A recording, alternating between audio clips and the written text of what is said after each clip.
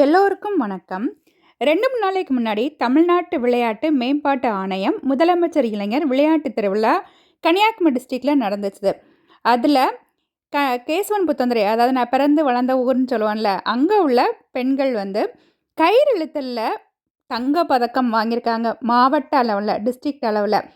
அவங்க கயிறு இழுத்தல் அந்த விளையாட்டும் அவங்க வாங்கிட்டு ஊருக்கு வரும்போது எப்படி இருந்துச்சு, அதாவது கிராமத்தில் எப்படி இருக்குது, பிள்ளைங்களை எப்படி வரவேற்றாங்க, அதெல்லாம் இந்த வீடியோவில் அப்படியே நீங்கள் பாருங்கள்.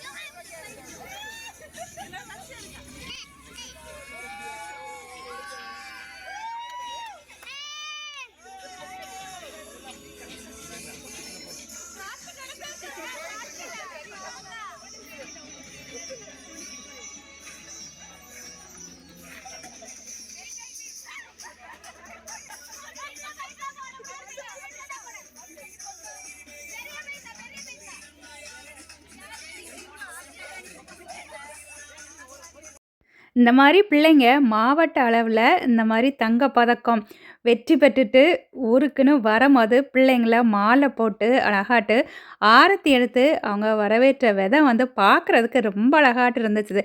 பிள்ளைங்களுக்கு அவ்வளோ ஊக்கமாட்டு இருக்கிற மாதிரி இருக்குது. நமக்குமே அதை பார்க்கும்போது அழகாக இருக்குது.